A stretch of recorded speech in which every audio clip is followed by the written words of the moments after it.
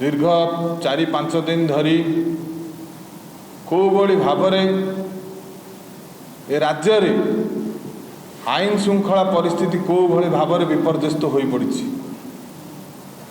खाली केन्द्रापड़ा जिले में नुहे आपण देखिथिबे मयूरभंज रे, बालेश्वर रे, जाजपुर रे, विभिन्न जिले में कोभली भावरे ए सरकार डबल इंजिन सरकार आसिला परे कोभली भावरे आईन श्रृंखला परिस्थिति हो पड़ी।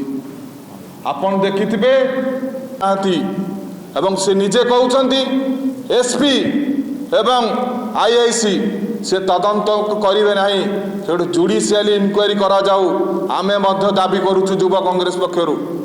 तुरंत जुडिशियल इनक्वारी करा जाऊ एवं एसपी आपण देखिथिबे विगत दिन में कलेक्टर ऑफिस भितर केन्द्रापड़ा जिले में आपण देखिथिबे कलेक्टर ऑफिस भितर जड़े युवक सुइसाइड करथिले एवं सेही मध्य मासक भितर आपण देखिथिबे गोटे बाड़ी गोटे युवक को मध्य मरा जाइथिला। किभली भाव में आईन श्रृंखलार परिस्थिति ओडिशा रे अराजकता चली एवं मुख्यमंत्री चुप अछंती।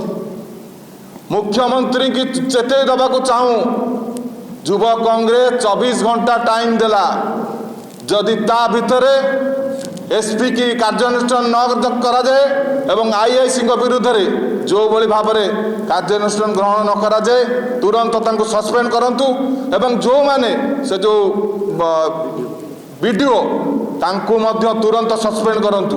न करंती आगामी 24 घंटा भितर न करंती जिलापाल ऑफिस घेराव करिवो युवा कांग्रेस केन्द्रापड़ा जिले में एवं यदि न मानती आगामी दिन में ओडिशार मुख्यमंत्री बासभवन घेराव करा आगामी दिन में।